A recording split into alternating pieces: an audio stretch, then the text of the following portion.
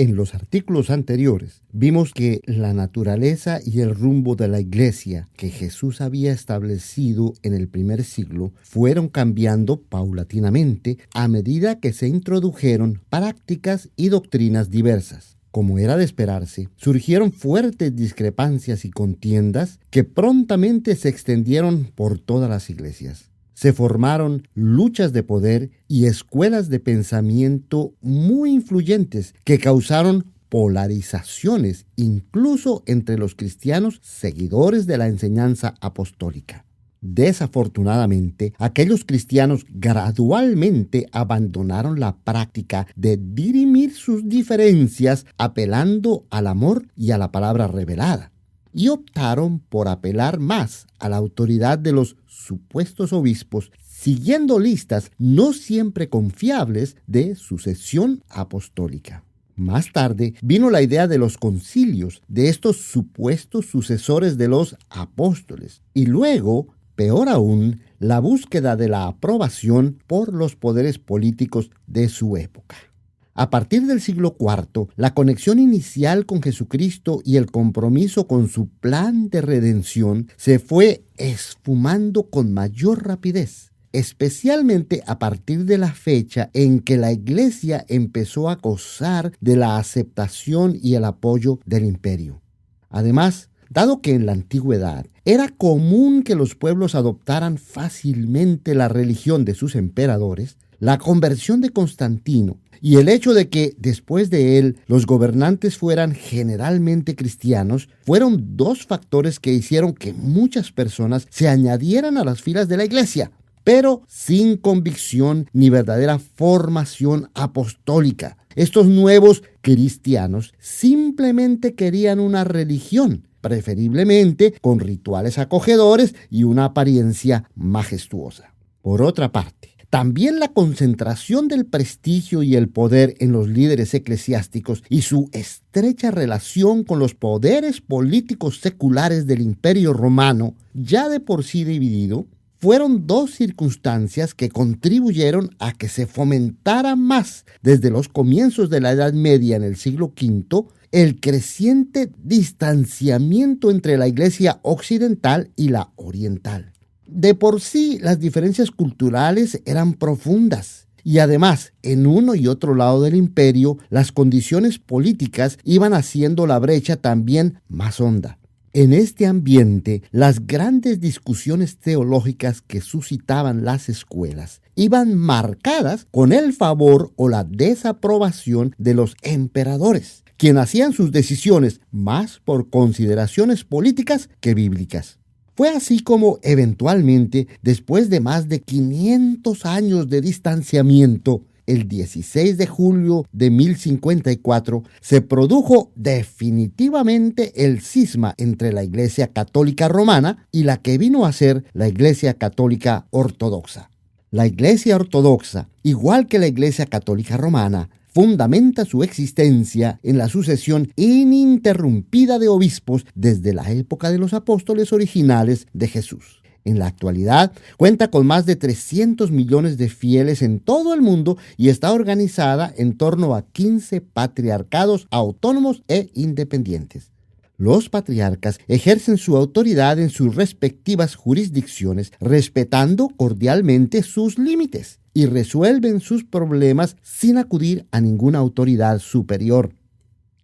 Los patriarcas más antiguos son los de Constantinopla, Alejandría, Antioquía y Jerusalén.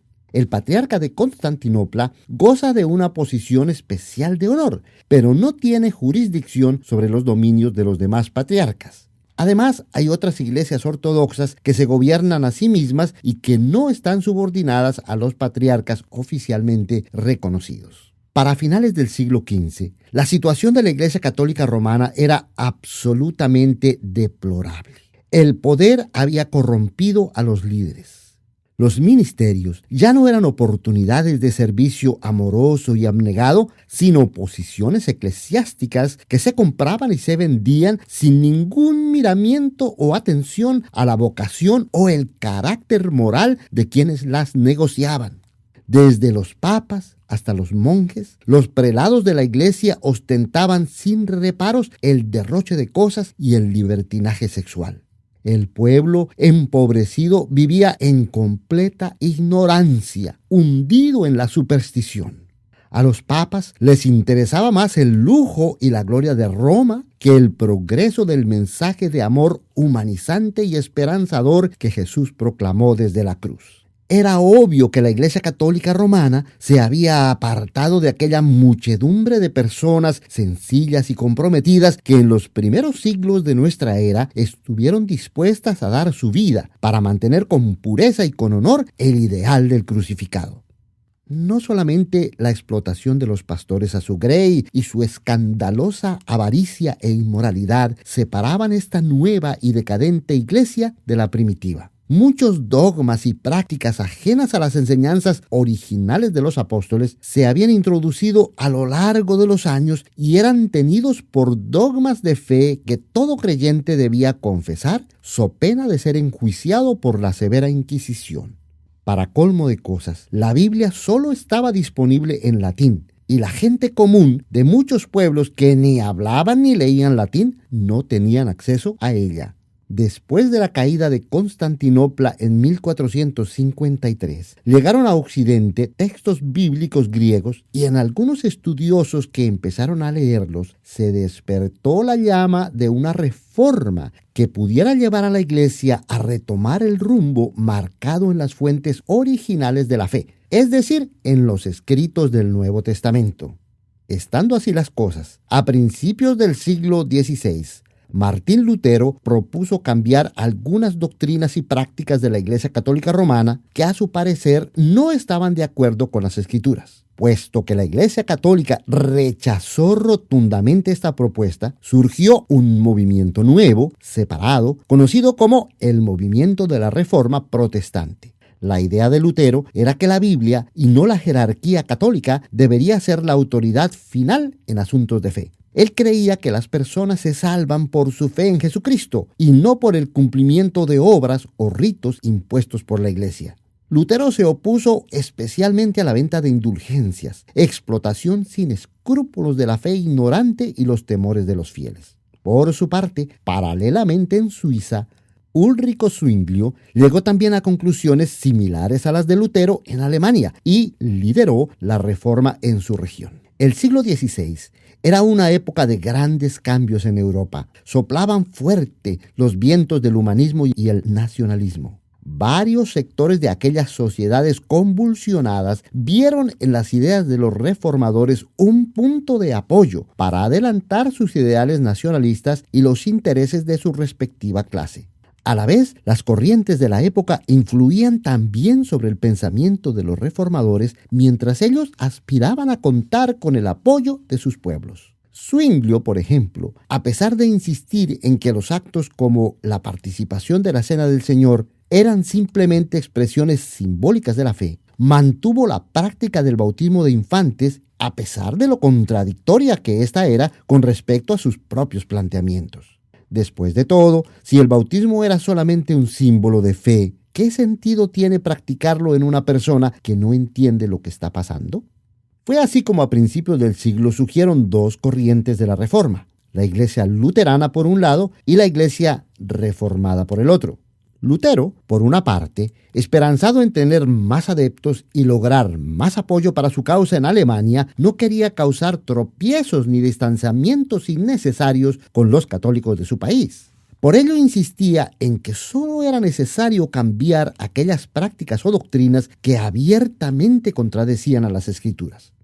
Por el otro lado, Zwinglio asumía que una verdadera reforma debía eliminar todas aquellas doctrinas y prácticas que uno no pudiera verificar en la Biblia. Por ahí en 1530, en Francia, Juan Calvino, un ilustre estudioso de teología, humanidades y derecho, se convirtió a las ideas de la Reforma y rompió con la Iglesia Católica, negando su autoridad, enfatizando la importancia primordial de la Biblia e insistiendo en la salvación por fe y no por obras. Unos años después, la violenta persecución emprendida en Francia por los católicos contra los protestantes lo obligó a huir a Basilea, Suiza. en 1536 se instaló en Ginebra. De allí fue expulsado debido al excesivo rigor que pretendía imponer sobre los creyentes. Sin embargo, en 1541 volvieron a llamarlo a Ginebra, donde poco a poco adquirió un gran poder y logró imponer los ideales de su religión en la vida pública. De hecho, en 1553 hizo quemar en la hoguera a Miguel Servet, a quien consideraba hereje por sus ideas sobre la Trinidad. Posteriormente, sus doctrinas dieron lugar al calvinismo y sirvieron de base para el desarrollo del protestantismo en toda Suiza y Holanda, de los hugonotes en Francia, los presbiterianos en Escocia y los puritanos en Inglaterra. Calvino se opuso a la unidad con la corriente luterana, aduciendo diferencias teológicas irreconciliables. Entre estas estaba principalmente su doctrina de la predestinación, según la cual Dios determina de antemano quiénes se salvan y quiénes no, sin mediar para nada la voluntad de los individuos. Las buenas obras no contribuyen en nada para la salvación, sino que son también la conducta predestinada por el Creador para los que se salvan, igual que las bendiciones que puedan recibir en su vida. Debido a que ni Lutero ni Zwinglio, con sus respectivos grupos, se atrevieron a ser más consecuentes con sus ideales de retornar al derrotero marcado por las Escrituras del Nuevo Testamento, surgieron nuevos grupos con propuestas más radicales. Se les conoce en la historia de la Iglesia como los anabaptistas, porque insistían en que el bautismo de infantes no era válido y los creyentes tenían que bautizarse como adultos para pertenecer a la Iglesia del Señor. Estos grupos rechazaron cualquier alianza con los estados de su época y por eso se les consideró subversivos y fueron cruelmente perseguidos.